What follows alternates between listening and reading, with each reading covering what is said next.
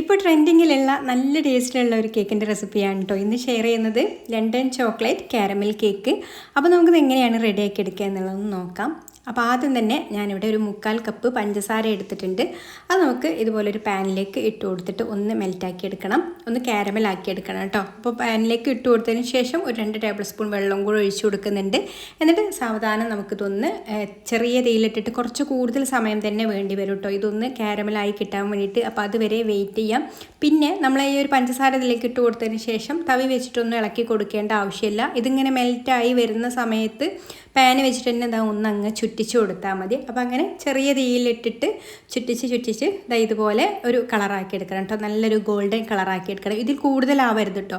കൂടുതൽ ആയിക്കഴിഞ്ഞാൽ കയ്പ്പ് രസം വരും. അപ്പോൾ കരിഞ്ഞൊന്നും പോവരുത്. ആ ഒരു കറക്റ്റ് കളറായി വരുന്ന സമയത്ത് തന്നെ നമുക്കിതിലേക്ക് ഒരു 40 ഗ്രാം ബട്ടർ ചേർത്ത് കൊടുക്കാം. അൺസോൾട്ടഡ് ബട്ടറാണ് കേട്ടോ എടുത്തിട്ടുള്ളത്. ബട്ടറും കൂടി ചേർത്ത് കൊടുത്തിട്ട് നന്നായിട്ടൊന്ന് മിക്സ് ചെയ്ത് കൊടുക്കുക. ഈ ഒരു ബട്ടറൊക്കെ ഒന്നങ്ങ് മെൽറ്റായി വന്നതിന് ശേഷം ഇതിലേക്കൊരു 3/4 കപ്പ് ഫ്രഷ് ക്രീമാണ് ചേർത്ത് കൊടുക്കുന്നത്. ഫ്രഷ് ക്രീമും ചേർത്ത് കൊടുത്തിട്ട് ഫ്രഷ് ക്രീമിൽ കട്ടകളൊക്കെ ഉണ്ടെങ്കിൽ നന്നായിട്ടൊന്ന് ഉടച്ച് നന്നായിട്ട് മിക്സ് ചെയ്ത് കൊടുക്കുക. എന്നിട്ട് ഒരു നുള്ളുപ്പും കൂടി ചേർത്ത് കൊടുത്ത് ഫ്ലെയിം ഓഫാക്കാം.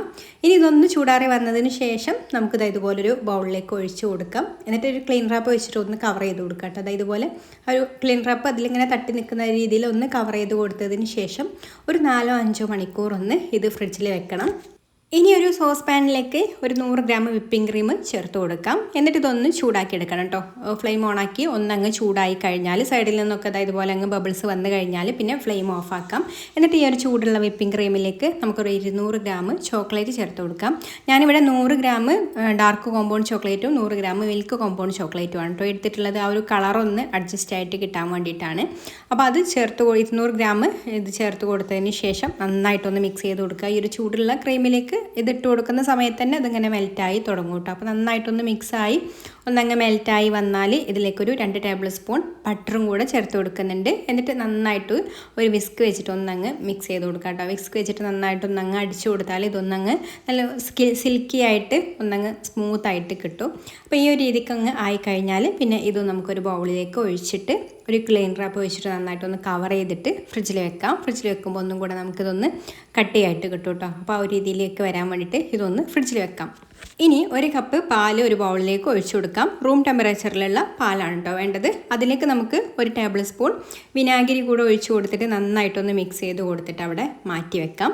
എന്നിട്ട് ഒരു ബൗളിന് മുകളിൽ അരിപ്പ് വെച്ച് കൊടുത്തിട്ടുണ്ട്. അതിലേക്ക് 1 കപ്പ് മൈദയും പിന്നെ ഒരു 1/2 കപ്പ് കൊക്കോ പൗഡറും പിന്നെ 1 ടീസ്പൂണ് ബേക്കിംഗ് പൗഡറും ഒരു 1/2 ടീസ്പൂണ് ബേക്കിംഗ് സോഡയും ഒരു നുള്ളുപ്പും കൂടെ ചേർത്ത് കൊടുക്കുന്നുണ്ട്. എന്നിട്ട് ഇത് നന്നായിട്ടൊന്ന് അരിച്ചെടുക്കാം. അപ്പോൾ ഈ ഒരു മിക്സൊക്കെ നന്നായിട്ട് അരിച്ചെടുത്തതിന് ശേഷം ഇതിലേക്ക് 1 കപ്പ് പഞ്ചസാരയുടെ പൊടിയാണ് കേട്ടോ. പൊടിയും കൂടെ ചേർത്ത് കൊടുത്തിട്ട് നന്നായിട്ടൊന്ന് മിക്സ് ചെയ്ത് കൊടുത്തിട്ട് മാറ്റി വെക്കാം. ഇനി ഒരു 1/4 കപ്പ് നല്ല ചൂടുള്ള വെള്ളം ഒരു ബൗളിലേക്ക് ഒഴിച്ചു കൊടുക്കുന്നുണ്ട്. ഇതിലേക്കൊരു 1/2 ടീസ്പൂൺ ഇൻസ്റ്റൻറ്റ് കോഫി പൗഡറും കൂടി ചേർത്തിട്ട് നന്നായിട്ടൊന്ന് മിക്സ് ചെയ്ത് കൊടുത്ത് അവിടെ മാറ്റി വെക്കാം. ഇനി നമുക്ക് വെറ്റ് ഇൻഗ്രീഡിയൻസ് എല്ലാം ഒന്ന് മിക്സ് ചെയ്ത് കൊടുക്കണം. അപ്പോൾ ആദ്യം തന്നെ നമ്മൾ നേരത്തെ റെഡിയാക്കി എടുത്തിട്ടുള്ള ആ ഒരു ബട്ടർ മിൽക്കാണ് ഒഴിച്ചു കൊടുക്കുന്നത്. പിന്നെ ഒരു 4 ടേബിൾ സ്പൂൺ സൺഫ്ലവർ ഓയിൽ ഒഴിച്ചു കൊടുക്കാം. അതുപോലെ ഒരു 3/4 ടീസ്പൂണ് വാനില എസൻസും പിന്നെ നമ്മൾ റെഡിയാക്കി എടുത്തിട്ടുള്ള ആ ഒരു കോഫി ഒന്ന് ചൂടാറിയതിന് ശേഷമാണ് കേട്ടോ എടുക്കാൻ വേണ്ടിയിട്ട്. അതും കൂടി ഇതിലേക്ക് ഒഴിച്ചു കൊടുത്തിട്ട് നന്നായിട്ടൊന്ന് ഇതുപോലെ മിക്സ് ചെയ്ത് കൊടുക്കാം.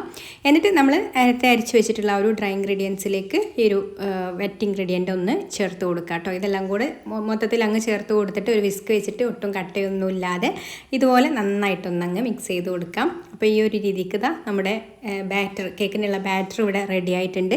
ഇനി ഇതുപോലെ ഞാനൊരു ലോഫിൻ്റെ കേക്ക് ടിന്നാണ് കേട്ടോ എടുത്തിട്ടുള്ളത്. ഈ ഒരു ഷേപ്പിലുള്ള ടിന്നിലാണ് ആ ഒരു കേക്ക് റെഡിയാക്കി എടുക്കുക. ഈ ഒരു ഷേപ്പിലാണ് കേട്ടോ ആ ഒരു കേക്ക് ഒരുപാട് കണ്ടിട്ടുള്ളത്. അപ്പോൾ അതിൽ ഞാൻ ഓയിലൊന്ന് ഗ്രീസ് ചെയ്ത് കൊടുത്തതിന് ശേഷം ഒരു ബട്ടർ പേപ്പറും കൂടെ വെച്ച് കൊടുത്തിട്ടുണ്ട്. ഇനി നമുക്ക് ബാറ്റർ ഇതിലേക്ക് ഒഴിച്ചു കൊടുക്കുക.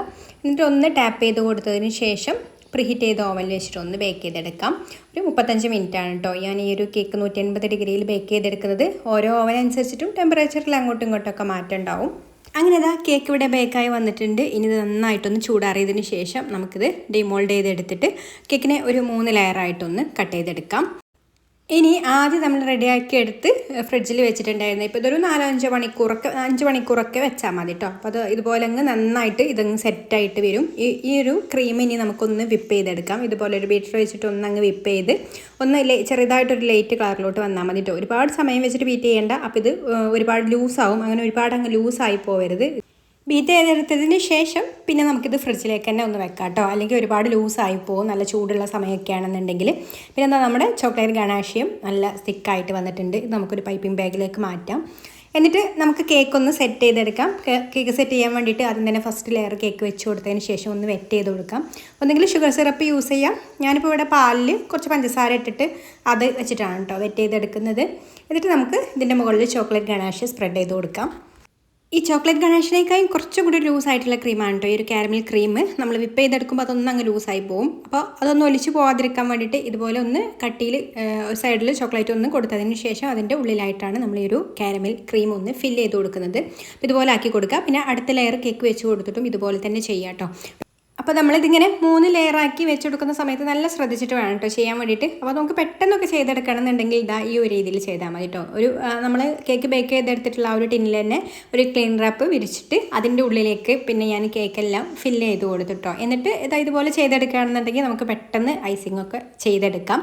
ഇനി സെക്കൻഡ് ലെയർ കേക്കും വെച്ച് കൊടുത്തിട്ട് വെറ്റ് ചെയ്ത് കൊടുത്തതിന് ശേഷം ഇതുപോലെ ചോക്ലേറ്റ് ഗണാഷിയും നമ്മുടെ കാരമൽ വിപ്പിഡ് ക്രീമും കൂടെ ഇതുപോലെ അങ്ങ് സ്പ്രെഡ് ചെയ്ത് കൊടുത്തിട്ട് പിന്നെ ഫൈനൽ ലെയർ ലാസ്റ്റ് ലെയർ വെച്ച് കൊടുത്തിട്ട് പിന്നെ ഗണാഷ് ഒന്ന് ഇങ്ങ് സ്പ്രെഡ് ചെയ്ത് കൊടുത്തതിന് ശേഷം പിന്നെ ഇത് ഫ്രീസറിൽ വെച്ചിട്ടൊന്ന് നന്നായിട്ട് സെറ്റാക്കി എടുത്തതിന് ശേഷമാണ് കേട്ടോ ഞാനിത് ക്ലീൻ റാപ്പിൽ നിന്ന് ഇതുപോലെ എടുക്കുന്നത്. അപ്പോൾ നമുക്ക് ഇതുപോലെ അങ്ങ് ആ ഒരു നല്ല ഷേപ്പിൽ തന്നെ എടുക്കാം. എന്നിട്ട് പിന്നെ കംപ്ലീറ്റ് ചോക്ലേറ്റ് ഗണാഷ് വെച്ചിട്ട് തന്നെ ഒന്നങ്ങ് കവർ ചെയ്ത് കൊടുത്തു.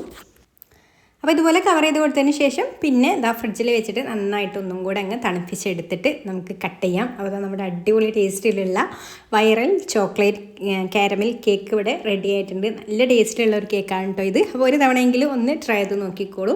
ഇഷ്ടമായിട്ടുണ്ടെങ്കിൽ ലൈക്ക് ചെയ്യാനും ഷെയർ ചെയ്യാനും ചാനലൊന്ന് സബ്സ്ക്രൈബ് ചെയ്യാനും ഫേസ്ബുക്കിലാണ് കാണുന്നതെന്നുണ്ടെങ്കിൽ പേജ് ഒന്ന് ഫോളോ ചെയ്ത് സപ്പോർട്ട് ചെയ്യാനും കൂടി മറക്കല്ലേ. അപ്പോൾ ഇനി മറ്റൊരു നല്ല റെസിപ്പിയുമായിട്ട് അടുത്ത വീഡിയോയിൽ കാണാം. താങ്ക്